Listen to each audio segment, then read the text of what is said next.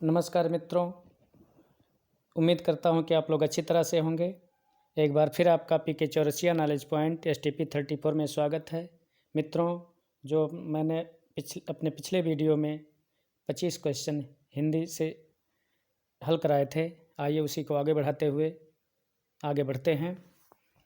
देखिए, अगला प्रश्न है, सरस्वती पत्रिका का प्रकाशन वर्ष क्या था? ए विकल्प है 1843 ईस्वी, बी विकल्प है 1900 ईस्वी, और सी विकल्प है 1902 ईस्वी, और डी विकल्प है 1903 ईस्वी। तो मित्रों, इसमें जो उत्तर सही है वो कौन सा सही है? बी विकल्प 1900 ईस्वी। कौन सा? और कुछ लोग डी विकल्प में कन्फ्यूज होंगे। ये 1903 में आचार्य महावीर प्रसाद द्विवेदी जी ने कार्यभार संभाला था इस पत्रिका का। तो इसमें जो विकल्प सही है वो बी यानी 1900 ईस्वी। आइए अगला प्रश्न देखते हैं।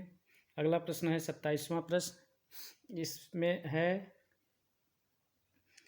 धर्मयुग पत्रिका के यशस्वी संपादक कौन थे?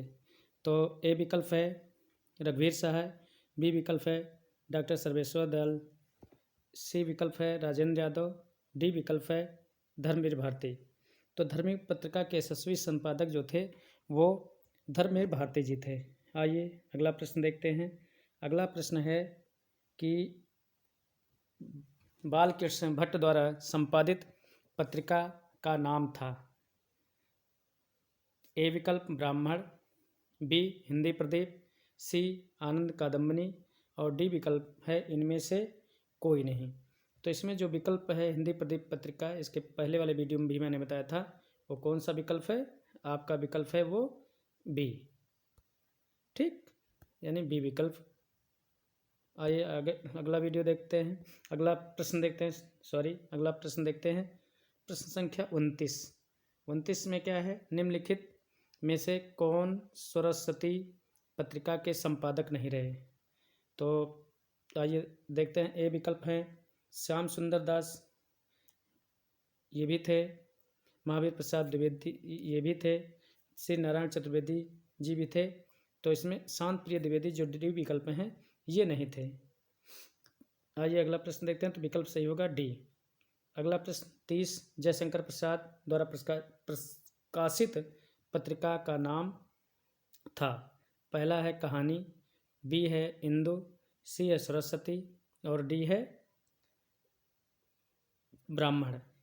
तो हम सभी जानते हैं कि जयशंकर प्रसाद जी ने किस पत्रिका का संपादन किया था? इंदु, यानी बी विकल्प सही है।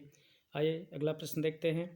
अगला प्रश्न है, इनमें से शिव प्रसाद का उपन्यास कौन सा है? ए नीला चांद, बी डाक बंगला, सी औरत, और डी राग दरबारी। तो इसमें जो विकल्प सही है वो कौन सा विकल्प सही है? ए विकल्प नीला चांद। तो 31वें प्रश्न का उत्तर विकल्प ए होगा। आइए प्रश्न संख्या 32 देखते हैं। प्रश्न संख्या 32 है, चंद्रकांता उपन्यास के लेखक कौन हैं? तो ए विकल्प है देवकी नंदन खत्री, बी विकल्प है शरद चंद्र, सी है गोपाल राम घमरी, डी कौशिक जी। तो इसमें जो सही ये चंद्रकांता उपन्यास है वो देवकी नंदन खत्री जी का है। तो ये विकल्प होगा ए सही होगा। आइए अगला प्रश्न देखते हैं। 33वां प्रश्न है कि इनमें से महादेवी की रचना कौन सी नहीं है? तो एक है पंचरथ, बी विकल्प में है पथ के साथी, ये भी महादेवी वर्मा जी की है। अतीत के चलचित्र, ये भी महादेवी वर्मा जी की है। और डी विकल्प मेरा परिवार, ये भी महादेवी वर्मा जी की है। तो इसमें जो विकल्प है वो गलत होगा, पंचरथ। तो ए विकल्प सही है। आइए अगला प्रश्न देखते हैं। अगला प्रश्न है, प्रेमचंद के उस उपन्यास का नाम बताइए जिसमें दहेज प्रथा की बुराई की गई है। ठीक, दहेज प्रथा की बुराई की गई है। तो इसमें गबन भी नहीं है, इसमें महिलाओं का आभूषण यानी गहनों के प्रति मोह दिखाया गया है। गोदान ये भी नहीं है, सेवा सदन ये भी नहीं है। सी विकल्प निर्मला सही है। ठीक, तो 34वें प्रश्न का जो विकल्प सही है वो है आपका सी विकल्प। ठीक, कौन सा विकल्प सही है? सी विकल्प। आइए आगे देखते हैं। अगला प्रश्न संख्या 35। चंद्र हसीनों के खतूत उपन्यास के लेखक कौन हैं? उपेंद्र नाथ अस्क जी, सजदानंद हीरानंद अज्ञे जी, वासैन अज्ञे जी, सी पांडे बेचन शर्मा उग्र जी और रुद्र जी। डी विकल्प में रुद्र जी हैं। तो चंद हसीनों के खतूत उपन्यास के लेखक जो हैं वो हैं पांडे बेचन शर्मा उग्र। तो इसमें विकल्प जो है वो है क्या? सी विकल्प सही होगा। कौन सा विकल्प सही होगा? सी विकल्प। आइए देखते हैं अगला प्रश्न 36, प्रश्न संख्या 36। इनमें से हजारी प्रसाद द्विवेदी का उपन्यास कौन सा है? तो कौन सा है? तो पहला ए विकल्प है सुनीता, बी विकल्प है तितली, सी विकल्प है पुनर्नवा और डी विकल्प है सन्यासी। तो इसमें जो हजारी प्रसाद द्विवेदी का उपन्यास है वो क्या है? पुनर्नवा। ठीक, तो सी विकल्प सही होगा। आइए देखते हैं अगला प्रश्न। अगला प्रश्न है वाण भट्ट की आत्मकथा किस विधा की पुस्तक है? तो ये महावीर आचार्य हजारी प्रसाद द्विवेदी जी का क्या है की रचना है। आइए देखते हैं विधा क्या है। विधा ए विकल्प में है जीवनी, बी विकल्प में है आत्मकथा और सी विकल्प में है रेखा चित्र, डी विकल्प उपन्यास। तो ये कौन सी विधा है? ये है उपन्यास, यानी विकल्प जो होगा वो डी सही होगा। आइए देखते हैं अगला प्रश्न। हिंदी के आंचलिक उपन्यासकार इनमें से कौन है? तो इसमें देखिए पहले तो ए विकल्प में है प्रेमचंद, बी विकल्प में है रांगे राघव, सी विकल्प फणीश्वर नाथ रेणु और डी विकल्प है अमृत राय। तो जैसा मैंने बताया भी था पिछले वीडियो में भी कि जो आंचलिक उपन्यासकार के रूप में प्रसिद्ध हैं वो कौन है? ये वो फणीश्वर नाथ रेणु जी हैं, जिनका संबंध बिहार राज्य से है। आइए अगले प्रश्न में देखते हैं। अगला प्रश्न है इनमें से राजकमल चौधरी का उपन्यास छांटिए। तो मरी हुई एक ए विकल्प है पछली मरी हुई, ये गलत है, ये मछली मरी हुई होगा।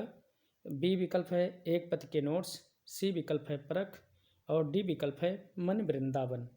तो इसमें जो विकल्प सही है वो मरी हुई मछली, ए विकल्प। ठीक, ए विकल्प होगा मरी हुई मछली। आइए अगले प्रश्न को देखते हैं। अगला प्रश्न है बंद अंधेरे कमरे किसका उपन्यास है? ए जयशंकर प्रसाद जी का, बी विकल्प है डॉक्टर कमलेश्वर, सी विकल्प है मोहन राकेश और डी विकल्प है इलाचंद्र जोशी। तो इसमें जो विकल्प इस क्वेश्चन में जो उत्तर सही है ये किसका उपन्यास है? मोहन राकेश जी का प्रसिद्ध उपन्यास है। आइए देखते हैं अगला प्रश्न। किसको उग्र कहते हैं?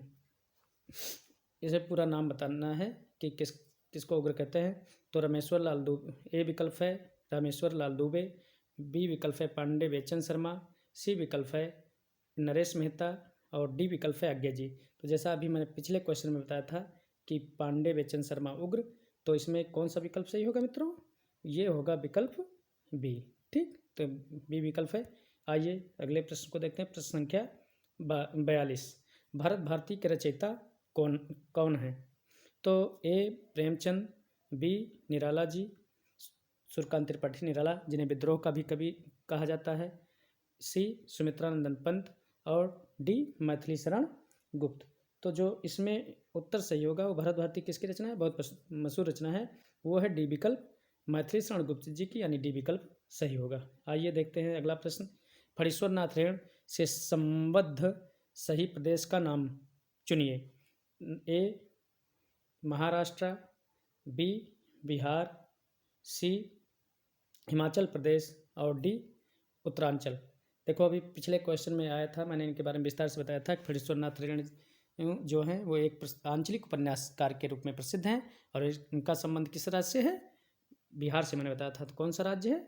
बिहार। ठीक, तो इसका जो विकल्प सही होगा वो बी होगा। ठीक, आइए देखते हैं अगले प्रश्न को। अगला प्रश्न है 44वां। वापसी किस विधा में रचित है? आत्मकथा, बी विकल्प कहानी, डी सी संस्मरण और डी है यात्रा वृत्त। तो इसमें जो है वो किस विधा से? बी यानी कहानी विधा की रचना है। इसलिए उत्तर इसका सही होगा बी। आइए आगे देखते हैं 45वां प्रश्न। पल्लव के रचयिता हैं ए सुमित्रानंदन पंत, बी निराला जी, सी जयशंकर प्रसाद जी और डी महादेवी वर्मा। तो जो पल्लव के रचनाकार हैं वो कौन है? सुमित्रानंदन पंत जी, जिन्हें प्रकृति का सुकुमार कवि भी कहा जाता है, इसलिए इस क्वेश्चन का विकल्प जो है वो सही ए है। आइए अगला प्रश्न देखते हैं। प्रश्न संख्या 46। राग दरबारी उपन्यास विधा की रचना है के रचयिता कौन है? राही मासूम रजा, बी श्रीलाल शुक्ल, डी हरशंकर परसाई और डी शरद जोशी। सी हरशंकर परसाई, डी शरद जोशी। तो 46 राग जो 46वां प्रश्न है, राग दरबारी के लेखक वो श्रीलाल शुक्ल जी हैं, जो कि ये उपन्यास इनका बहुत प्रसिद्ध है। मित्रों अगर मौका मिले तो पढ़िएगा ज़रूर, बहुत अच्छा उपन्यास है, इसलिए इसका उत्तर बी सही होगा। आइए देखते हैं अगला प्रश्न। तरवर फल नहीं खात है, सरोवर पिए न पान, यानी फल अपना वृक्ष नहीं खाता और सरोवर अपना पानी नहीं पीता। प्रस्तुत पंक्ति के रचयिता हैं ए रहीम जी, बी कबीर दास, सी रस खान और डी बिहारी लाल जी। तो इसमें जो ये किसकी पंक्तियाँ हैं आपको ये बताना है। तो इसके इस पंक्ति की रचना की है ए विकल्प इसका रहीम दास जी ने। किसने की है? रहीम जी ने। तो इसमें ए विकल्प सही होगा। आइए आगे देखते हैं अगला प्रश्न। पूस की रात कहानी के रचनाकार हैं। पूस की रात ए विकल्प है प्रेमचंद, बी शिव पूजन सहाय, डी निराला जी, सी निराला जी और डी जयशंकर प्रसाद जी। तो पूस की रात तो बहुत मशहूर रचना है। किसकी रचना है बताइए, कमेंट में बताइएगा आप लोग। इसके ये प्रेमचंद जी की रचना है। किसकी रचना है? प्रेमचंद जी की। ठीक, तो इसमें विकल्प जो सही होगा वो ए विकल्प सही होगा। आइए अगला प्रश्न देखते हैं। अगला प्रश्न है प्रेम सागर के रचनाकार कौन हैं? ठीक, तो ए विकल्प है सदल मिश्र, बी है उस्मान, सी है लल्लू लाल और डी है सुंदरदास। तो सदल मिश्र की ये रचना नहीं है, क्योंकि सदल मिश्र की जो रचना है वो है नाश केतोपाख्यान। उस्मान जी की भी नहीं है, लल्लू लाल जी की ये रचना है। किसकी रचना है? प्रेम सागर लल्लू लाल की रचना है, इसलिए विकल्प आपका सी सही होगा। ठीक, आइए अगला प्रश्न देखते हैं। चिंतामणि के रचयिता हैं जयशंकर प्रसाद, महावीर प्रसाद द्विवेदी, आचार्य रामचंद्र शुक्ल और अध्याय सिंह उपाध्याय हरिओध। तो जयशंकर प्रसाद की रचना है नहीं, महावीर प्रसाद जी भी द्विवेदी जी की रचना नहीं है और हरिओध जी की भी रचना नहीं है, और तो बचे आचार्य रामचंद्र शुक्ल जी, इसलिए 50 इस क्वेश्चन का उत्तर क्या होगा? सी सही होगा। ठीक, तो आचार्य रामचंद्र शुक्ल चिंतामणि के लेखक रचयिता हैं। आइए देखते हैं। रसिक प्रिया के रचयिता हैं। रसिक प्रिया में ए विकल्प में है मलुकदास, बी हैं बिहारी लाल, सी हैं दादू दयाल और डी है केशवदास। तो इसमें जो किसकी रचना है? रसिक प्रिया और विज्ञान गीता, ये सब किसकी रचना है? आचार्य केशवदास जी की। ठीक, आइए तो डी विकल्प सही है इसमें। आइए देखते हैं आगे अगला प्रश्न। अगला प्रश्न है बैर क्रोध का आचार या मुरब्बा है या कथन किसका है? आचार्य भारतेंद्र हरिश्चंद्र जी का, बी विकल्प है मुक्त बोध का, सी विकल्प है आचार्य रामचंद्र शुक्ल जी का, डी में है आचार्य हजारी प्रसाद द्विवेदी जी। तो ये इनका बहुत प्रसिद्ध स्टेटमेंट है।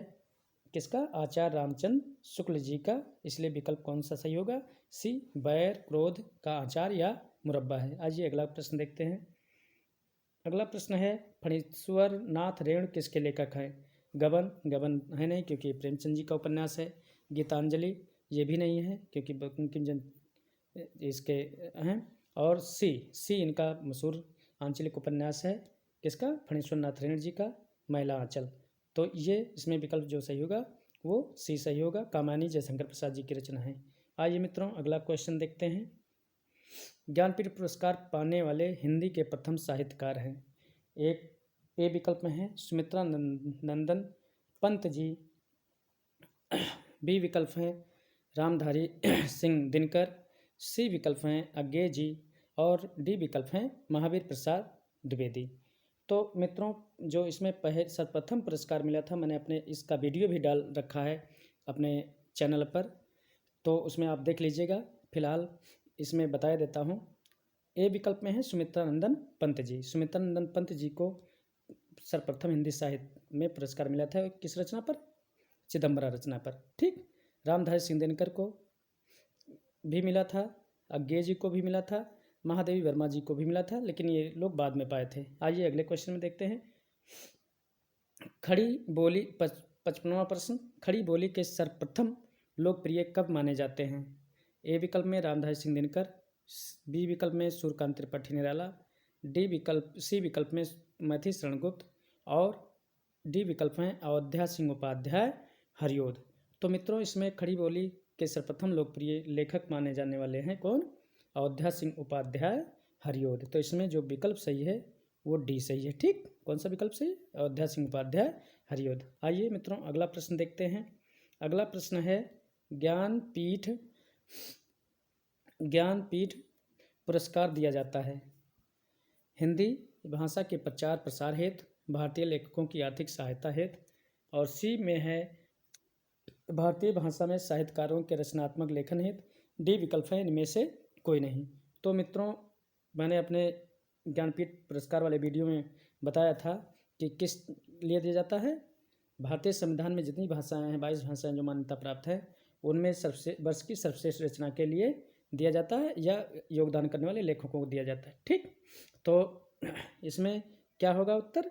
इसमें भारतीय भाषा में साहित्यकारों के रचनात्मक लेखन है, यानी सी विकल्प सही होगा। ठीक, आइए अगले प्रश्न में देखते हैं।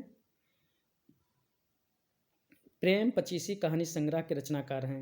ए प्रेमचंद, बी जयशंकर प्रसाद, सी अज्ञे जी और डी यशपाल जी।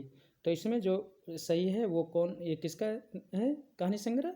ये है मुंशी प्रेमचंद जी का। ठीक, आइए अगला प्रश्न देखते हैं। त्यागपत्र उपन्यास किसकी रचना है?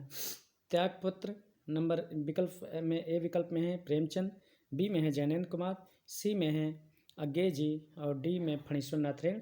तो त्यागपत्र किसका उपन्यास है? ये है किसकी रचना है? जैनेन्द्र कुमार की। इसकी जो एक मशहूर पात्र हैं वो सुनीता पात्र इसका मशहूर है, जो कभी कभी पूछा जाता है कि सुनीता पात्र किस उपन्यास से संबंधित है। आइए अगला प्रश्न देखते हैं मित्रों। मस कागज छुए नहीं कलम गए नहीं हाथ, प्रस्तुत पंक्ति के रचयिता हैं दादू दयाल, कबीर दास, सी विकल्प है रैदास और डी विकल्प है सुंदरदास। तो इसमें मित्रों ये किसकी, ये तो सभी लोग जानते हैं, बहुत मशहूर पंक्तियाँ हैं। ये पंक्ति किसकी है? कबीर दास जी की। कबीर दास ने अपने विषय में कहा है ना तो मैंने कागज छुआ ना कलम पकड़ी। ठीक, तो ये इसमें बी विकल्प सही होगा। आइए अगला प्रश्न देखते हैं। पद्मावत किसकी रचना है? प्रश्न संख्या 60, पद्मावत किसकी रचना है? ए नाभादास, बी विकल्प में केशवदास, सी विकल्प में तुलसीदास और डी विकल्प में मलिक मोहम्मद जायसी। तो मलिक मोहम्मद जायसी जी का नाम लेते ही आप लोग जान गए होंगे ये किसकी रचना है? नागमती वियोग वर्णन जो मशहूर है। तो इसमें इसके जो रचयिता हैं वो हैं मलिक मोहम्मद जायसी जी, यानी डी विकल्प सही होगा। आइए अगला प्रश्न देखते हैं। अगला प्रश्न है सखी वो मुझसे कहकर जाते, प्रस्तुत पंक्ति के रचयिता हैं ए विकल्प अज्ञे जी, बी में मैथिली शरण गुप्त जी और सी विकल्प हैं अयोध्या सिंह उपाध्याय हरिओद जी और डी विकल्प हैं जयशंकर प्रसाद जी। तो इसमें जो इस पंक्ति के रचयिता हैं वो हैं मैथिली शरण गुप्त जी। ठीक, तो बी विकल्प सही होगा। आइए देखते हैं 22वां प्रश्न। मेरी तिब्बत यात्रा के रचनाकार कौन हैं? ए श्री राम शर्मा, बी बनारसी दास चतुर्वेदी, डी महादेवी वर्मा और सी महादेवी वर्मा, डी राहुल सांकृत्यायन। तो ये यात्रा वृत्त है, विधा है। तो यात्रा वृत्त के लिए सबसे ज़्यादा कौन जाना जाता है? राहुल सांकृत्यायन जी। ठीक, तो इसमें जो विकल्प सही होगा वो होगा डी। ठीक, तो 22वें क्वेश्चन का विकल्प डी सही होगा, राहुल सांकृत्यायन। ठीक, आगे बिहारी के प्रसिद्ध हैं क्या चीज़, ये इसमें बताना है। बिहारी किस लिए जाने जाते हैं? दोहे के लिए, कवित्व के लिए, सवय के लिए, पद के लिए। तो ए विकल्प में है कवित्व, बी विकल्प में है सवय, डी विकल्प में है पद और सी विकल्प में है पद और डी विकल्प में है दोहा। ठीक, तो इसमें जो होगा, जो उत्तर होगा वो है डी विकल्प, यानी दोहा। बिहारी के दोहों में के लिए कहा भी जाता है, इसीलिए जाने जाते हैं। सतसैया के दोहरे ज्यों नामक के तीर, देखन में छोटन लगे घाव रे गंभीर। ये बिहारी के दोहों के लिए यही कहा गया है। ठीक, आइए अगला प्रश्न देखते हैं। अगला प्रश्न है, मैथिली शरण गुप्त ने नहीं लिखा है, मतलब ये जो रचनाएं दी गई हैं ये बताना है आपको किसमें किस इन चारों में से किस रचना को मैथिली शरण गुप्त जी ने नहीं लिखा है। तो देखिए, ए विकल्प है साकेत,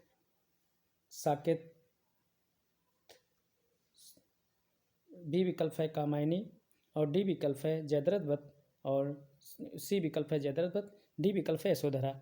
तो साकेत भी रचना मैथिली शरण गुप्त की है, जयद्रथ वध भी है, यशोधरा भी है, और कामायनी किसकी रचना है? कामायनी है जयशंकर प्रसाद जी की, यानी बी विकल्प इसमें नहीं होगा। आइए मित्रों अगला प्रश्न देखते हैं। त्यागपत्र उपन्यास के उपन्यासकार कौन है, यानी लेखक कौन है? तो अभी पिछले इसमें इससे संबंधित पिछला एक क्वेश्चन आ चुका था। आइए, ए विकल्प में है यशपाल, बी विकल्प में है जैनेन्द्र कुमार, और सी विकल्प में है अज्ञे जी, और डी विकल्प में है उपेन्द्रनाथ अश्क। तो इसमें जो उत्तर सही है वो इसके त्यागपत्र किसका उपन्यास है? जैनेन्द्र कुमार जी का। ठीक, तो बी विकल्प सही होगा। आइए अगला प्रश्न देखते हैं। अगला प्रश्न है, घनानंद को किस युग का कवि माना जाता है? आदिकाल, भक्तकाल, सी विकल्प रीतकाल, और डी है भारतेंद्र काल। ठीक, तो मित्रों आदिकाल के कवि तो भारतेंद्र जी हैं नहीं, वो घनानंद जी हैं नहीं, भक्तकाल के भी नहीं हैं, ये हैं किसके? रीतकाल के। घनानंद को रीतकाल का कवि माना जाता है ये, तो सी विकल्प सही होगा। आइए अगला प्रश्न देखते हैं। डॉक्टर नगेंद्र ने किस युग को स्थूल के प्रति सूक्ष्म का विद्रोह कहा है? तो ए भारतेंद्र युग, बी भक्तकाल, सी रीतकाल, और डी छायावाद। तो इसको किसके लिए कहा है इन्होंने? इसको छायावाद को स्थूल के प्रति सूक्ष्म का विद्रोह कहा है। आइए अगला प्रश्न देखते हैं। हिंदी साहित्य के इतिहास के संबंध में modern vernacular literature of Hindustan किसने लिखा है? पहला विकल्प है गारसा दत्तासी, जॉर्ज अब्राहम, बी विकल्प है जॉर्ज अब्राहम ग्रियर्सन, और सी विकल्प है सुनीत कुमार चटर्जी, डी विकल्प में है धीरेन्द्र वर्मा। तो ये किसका है? इसके जो लेखक हैं वो आचार्य अब्राहम गियर्सन हैं। ठीक, आइए अगला प्रश्न देखते हैं। पराधीन सपनों सुख नाही किस रचनाकार की पंक्ति है?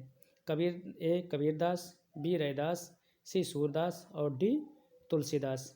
तो ये तो जानते हैं, तो मशहूर पंक्तियां हैं। किसने लिखा है? रामचरितमानस से संबंध है, तो ये तुलसीदास जी की पंक्तियां हैं। ठीक, आइए अगला प्रश्न देखते हैं। प्रश्न संख्या 70। में भेजे मन भावन के उद्धव के आवन की सुध ब्रजगावन में पावन जवय लगी, इस पंक्ति के रचनाकार हैं। ठीक, आपको ये बताना है कि ये पंक्ति किसकी है। ए सूरदास, बी कुंभनदास, सी नंददास, और डी जगन्नाथ दास रत्नाकर। तो जो इस पंक्ति के रचनाकार हैं वो कौन है? पंडित जगन्नाथ रत्नाकर जी। ठीक, तो यानी डी विकल्प सही होगा। आइए अगला प्रश्न देखते हैं। अमृतलाल नागर के किस उपन्यास में गोस्वामी तुलसीदास जी को जीवनी का आधार बनाया गया है? ठीक, ए विकल्प है बूंद और समुद्र, बी विकल्प है सुहाग के नूपुर, सी विकल्प है मानस का हंस, और डी विकल्प है अमृत और विष। तो इसमें जो इनका उपन्यास तुलसीदास से संबंधित है वो कौन है? मानस का हंस तुलसीदास से संबंधित है, तो सी विकल्प सही होगा। ठीक, आइए देखते हैं अगला प्रश्न। प्रश्न संख्या 72। भिक्षुक कविता के रचयिता कौन हैं? जयशंकर प्रसाद जी, सुमित्रा नंदन पंत जी, महादेवी वर्मा जी, और डी पंडित सूर्यकांत त्रिपाठी निराला जी। तो भिक्षुक कविता किसकी है?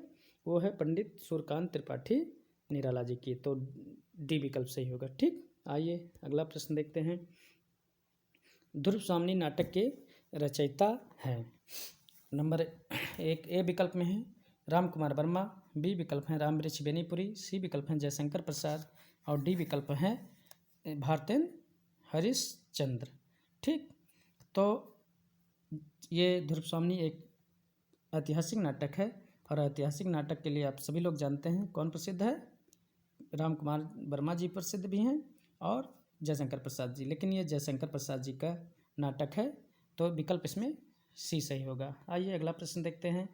गंगा छवि वर्णन कविता के रचयिता हैं या रचनाकार हैं? ठीक, ए विकल्प में है जयशंकर प्रसाद, बी विकल्प मैथिली शरणगुप्त, सी भारतेंद्र हरिश्चंद्र, डी हरिओद। तो ये जो गंगा छवि वर्णन के रचनाकार हैं वो भारतेंद्र हरिश्चंद्र जी हैं, सी विकल्प। ठीक, आइए अगला प्रश्न देखते हैं। कविता क्या है निबंध के रचनाकार हैं? ए आचार्य महावीर प्रसाद द्विवेदी, बी बालकृष्ण शर्मा नवीन, सी आचार्य रामचंद्र शुक्ल, डी अजित कुमार। तो इसमें जो है ये कविता क्या है, इसके जो लेखक हैं वो आचार्य रामचंद्र शुक्ल जी हैं, यानी सी विकल्प होगा। आइए मित्रों अगला प्रश्न देखते हैं। अगला प्रश्न है किस काल को स्वर्णकाल कहा जाता है? रीतकाल को, बी भक्तकाल को, डी सी आदिकाल को और डी आधुनिक काल को। तो ये तो हम लोग जानते भी हैं कि किस काल को स्वर्णिक कहा जाता है हिंदी साहित्य के किस काल को, वो भक्तकाल है। ठीक मित्रों, इसी के साथ मैं यहीं पर आपसे विदा लेता हूं मित्रों, लेकिन आप लोग कमेंट ज़रूर करें अगर कोई समस्या आती है, और साथ ही मेरे चैनल को सब्सक्राइब करें। आपका एक और लाइक भी करें, क्योंकि आपका एक लाइक और सब्सक्राइब मुझे प्रेरणा देता है इसी तरह, ताकि मैं आपके लिए वीडियो बनाता रहूं। धन्यवाद मित्रों।